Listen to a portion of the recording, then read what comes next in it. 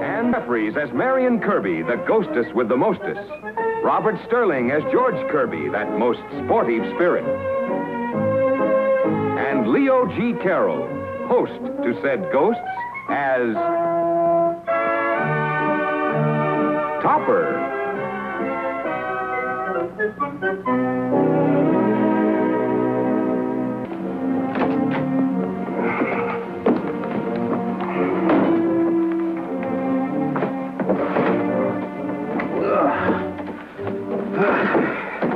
Well, sign here, Mr. Kirby. My name isn't Kirby. It's Topper. The Kirbys don't live here anymore. I got orders to deliver it here. Why, Topper? We do live here. Said it. As soon as I get those suitcases in, I'm through for the day. But my name's Topper, I tell you. Hey, George, this is our trunk. The one we took to Sun Valley with us when we were killed. You sign for it. I'll see if anything is missing.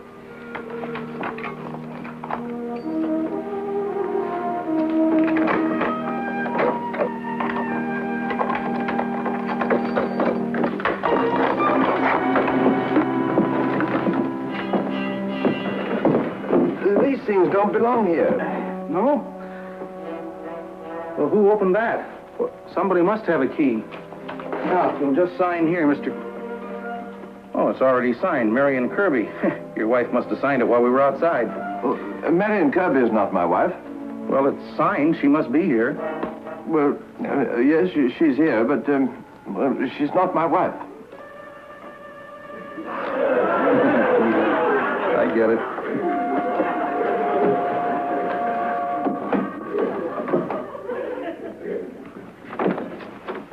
Yes? How do you do, sir? My name's Jackson, Frederick Jackson, attorney at law. May I come in, sir? Well, if it's a business call, I'd prefer that you came to the bank. My wife isn't feeling very well. No, I'll be brief, Mr. Kirby. Kirby? My name's Topper, Cosmo Topper. He's here to see us, George. Take his hat. Okay. Yes, sir. I'd be glad to. But I don't even know how I did it. The Kirbys don't live here. I bought this house. My name's Topper. Do you happen to know how I can get in touch with them? No, and you don't know how fortunate you are. They're dead. Been dead for nearly a year. Terribly sorry to hear that. And I apologize for disturbing you, Mr. Topper. Kirby? Kirby? Kirby? Now, Mr. Kirby, just because I'm an attorney is no reason to give me a false name. My name is Topper. I represent the estate of your paternal grandfather, the late Augustus Kirby. Late? How late? 2 months. We're later. Months later. Augustus Kirby was a wealthy man, a solitary man. He used to say, don't never spend one penny that ain't absolutely necessary. Well, his English wasn't very good. Sir, I'm a Harvard man myself. But since I started handling his $1 million, I ain't had no objection to his English. Million? Did you say million? Did you say $1 million? $1 million, give or take 100,000. To be brief, he has left the entire estate to you and your wife, George and Marion Kirby. George, we're rich. I don't think I can stand the shock. Let's get a drink quick. Augustus Kirby obviously hadn't heard the news. George and Marion were killed in a skiing accident. An avalanche hit them. What? Their bodies were never recovered. They're really dead, are you sure? Well, I have no proof. But after a year under 2 or 3 million tons of ice, well, one suspects the worst. I'm frightfully distressed. I must have proof of the death, because under the terms of the legacy, in the event of their demise, the money goes to charity. Mr. Topper, I'm extremely sorry to have intruded on you like this. Oh, not at all. Drop in any time you have another $1 million. $1 million? $1 million? Well, give or take 100,000. You give, I'll take. Tell you what I'll do, Topper. I'll buy Henrietta a brand new antique vase. And I'll buy her a black lace nightgown, just like mine. Seems to me you might have some feeling for your grandfather, Augustus. Well, we never knew him. He was a recluse. We just hope he finds someone as nice to haunt as you. It's very touching. But before you spend that inheritance, may I remind you both that you're every bit as deceased as Augustus? You and your skiing vacation. If you'd have gone to Florida like I wanted to, we'd have been alive to spend that money. Well, let's look on the bright side, honey. if we'd have gone to Florida, we might have been drowned. It's all your fault. Throwing away my $1 million. It's just like a man. You don't care what happens to your wife. You kill her and cheat her out of a rightful inheritance and... George, I want to speak to you about Marion. I know. This is just a lover's quarrel. You've got to do something about her. A lot of things I'd like to do, but they won't work. She's already dead. Well, that's not a nice thing to say, even in jest. You know you love your wife just as much as I do. You're in love with my wife? No, I love Henrietta. But there's a little poem you should always remember, George. The truest joys they seldom prove, who free from quarrels live. 'Tis the most tender part of love, each other to forgive. Hello, what are you muttering about? The sight of you coming downstairs, dear, this inspired me to poetry. I was reciting to myself, Juliet is the sun. See how she leans her hand upon her cheek.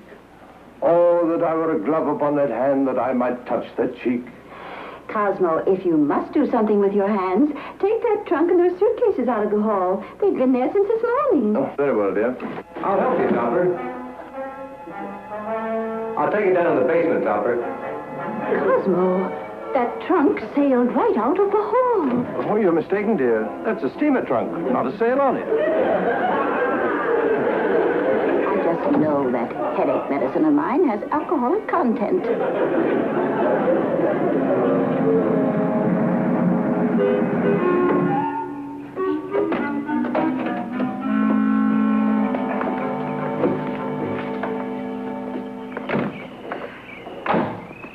Are you sure you can handle this?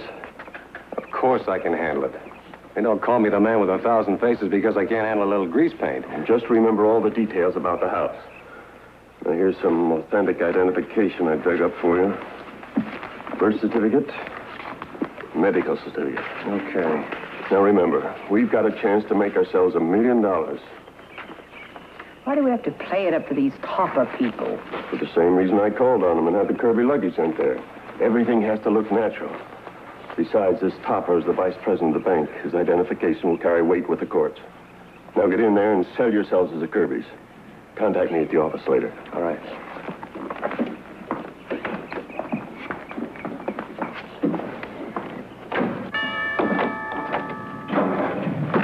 Mrs. Topper? Yes? How do you do? My name is Kirby. George Kirby. And this is my wife, Marion. How do you do? Won't you come in? Thank you. Oh. Kirby. Oh, you mustn't be alarmed, Mrs. Topper. We're not ghosts. But you said you were George and Marion Kirby. Yes, we are. Oh, we were reported dead. As a matter of fact, we had a very serious skiing accident, and we've been recuperating in a small and rather remote hospital. You see, we owned this house before you did, and our hospital bills were so heavy that we couldn't keep up the payments, so we had to let it go by default. We just came by to pick up our baggage that was sent to our old address by mistake. It's a beautiful house. Only you've made it so much more attractive than I did. Oh, you really think it's attractive? Oh, charming.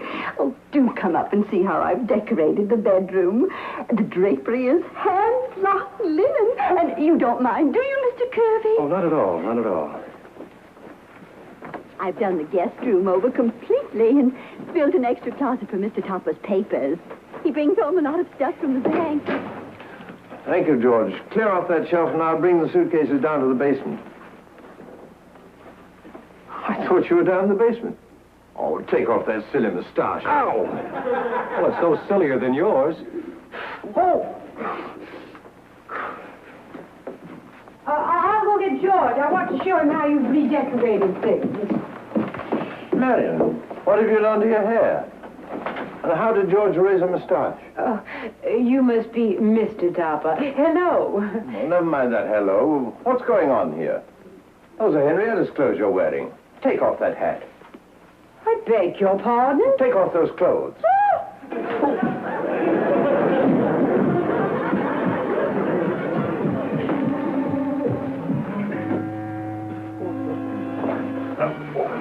What happened?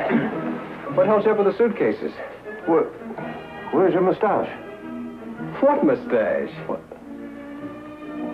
George, you remember when you said you had a feeling something strange was going to happen? Yeah, bumps went down my spine. My spine just went down the bumps. George, it's happened. Met my husband, Mr. Topper, yet, have you?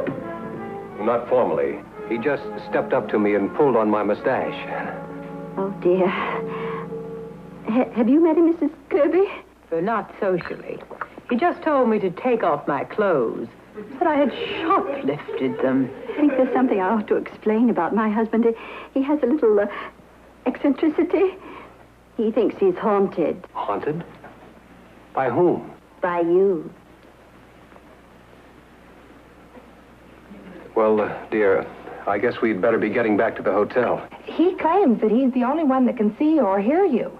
But he's harmless. Katie, that's enough of that. I'm sorry. Well, thank you very much for the tea. Yes, we really must go. Immaterialize, vanish. Decompose yourselves. Cosmo has no way to speak to our guests. These are George and Marion Kirby. Henrietta, you can see them too. Why, of course. I can see them too. Katie. Good heavens. George. George, you're flesh and blood. You're all there too. Cosmo, the Kirbys are not dead. They were injured in a skiing accident and have been in the hospital. We had a very close call. For a while it was touch and go. Touch and go. Well, maybe when you went, you came here. And now that you're here, you'd gone. Yes, a brilliant explanation of psychic phenomena, Mr. Topper. Now, if you'll excuse me, I'll see about our bags and call a cab. Oh, won't you sit down and wait for him, Mrs. Kirby? George. George. George. All right, so you're still not speaking to me. I'm willing to say I'm sorry, even though it was all your fault.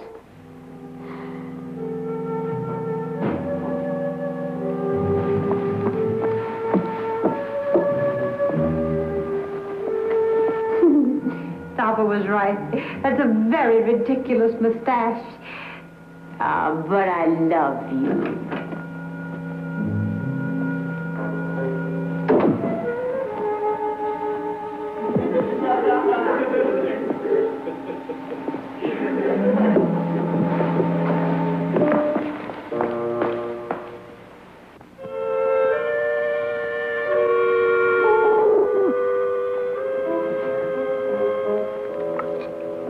Gee, honey, you look wonderful in your new hairdo. Why, you...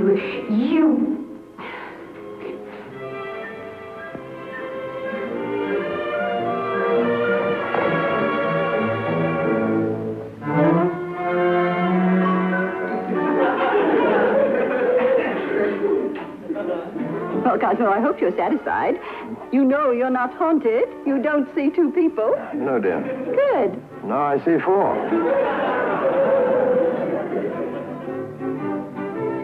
Come on, Topper. We've got to see you in the other room. Will you excuse me? Don't talk.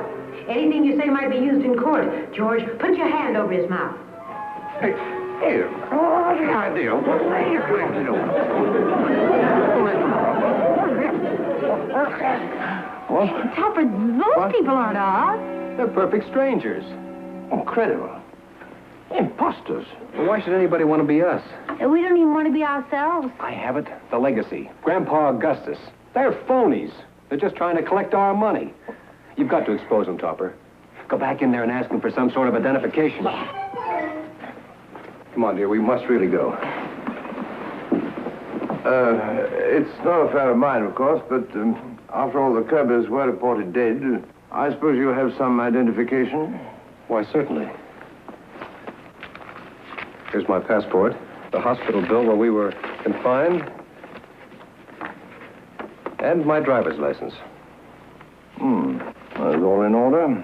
This driver's license has your thumbprint on it. Excuse me. Would you mind?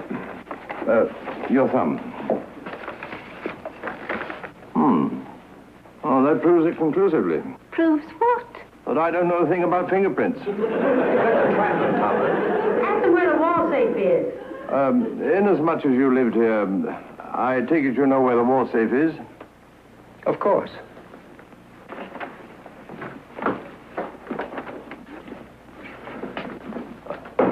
Now, open it.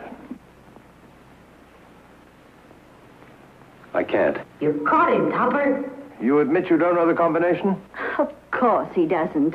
We had it changed when we moved in here. Oh, yes.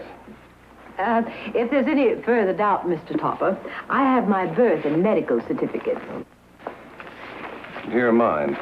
We always carry them with us when we travel. How do you like that? They've really got our birth and medical certificates. Well, are you satisfied, Mr. Topper? Yes. You're Marion Kirby. And you're George Kirby. But who are those? Who is who? Those two ghosts. Oh, Cosmo, you were making such wonderful progress. And now you're back to the two ghosts. Pardon me.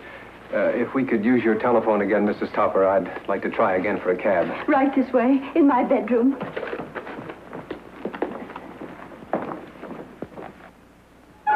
Topper, you're not going to let him get away with that, are you? I don't know you. And I'm beginning to wonder who I am. Topper, they're crooks. They're after that inheritance. You want the money to go to the proper charities, don't you? Yes, I do. But they were so much like you. But they were actors. I don't know. His driver's license had his thumbprint. A fraud wouldn't take a chance like that. Well, of course it was his own thumbprint. It was a new license. But they made one little mistake, using Marion's medical certificate. But it was perfectly authentic. Oh, yes, it was authentic. But you overlooked one little detail. It clearly stated that Marion had a mole on her body. Where? George, that's a very personal matter. Where is it? Well, George, don't you say another word. If I'm going to do anything about it, I have to know where it is. I'd die before I'd show it to you. You're already dead. Where is it? It's on her leg, 1 inch above her knee. Show 'em, Marion. I will not. But, honey, this is for charity. It's a very small mole, and I won't show it to anyone. Okay. Topper, will you believe that other girl isn't Marion if I can prove that she doesn't have a mole on her leg? Yes, but I'm interested to know how you're going to find out. Simple. I'll just swipe her skirt from her. Oh, no, you don't. I'll do it. But, darling, these are dangerous criminals that we're dealing with. It's a man's duty to have courage and face danger. I'll do it. If you do, it'll take a lot more courage to face me. I'll do it.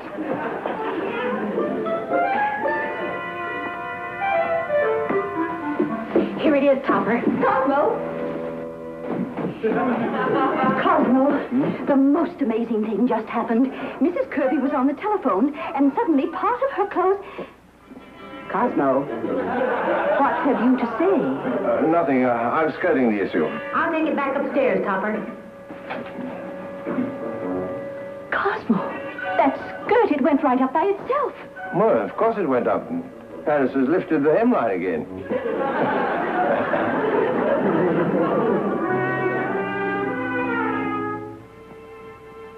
The court has made its decision.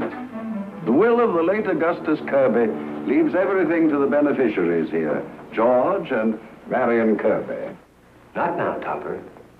Don't object yet. I'll tell you when.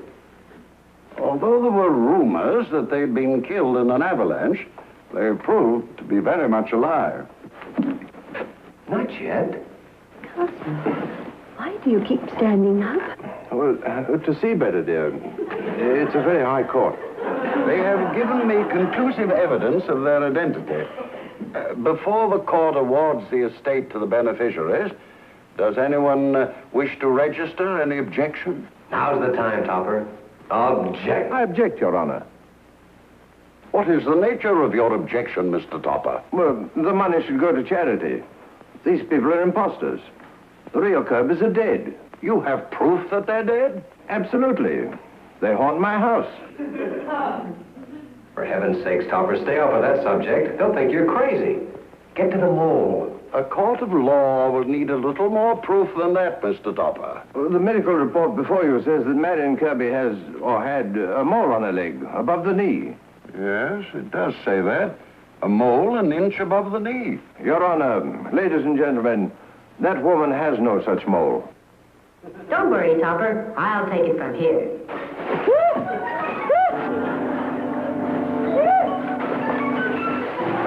May it please the court, no mole. I can see it pleases the court.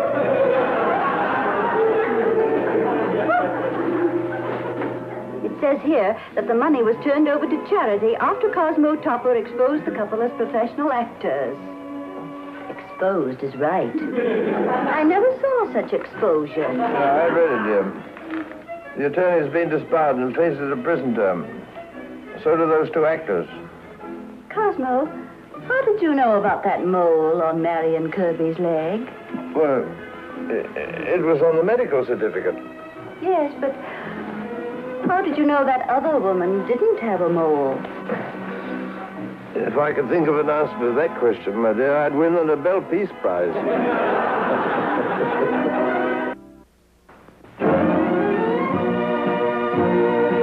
A John W. Lupton, Bernard L. Schubert production. Produced by John W. Lupton. Starring Anne Jeffries, Robert Sterling, and Leo G. Carroll.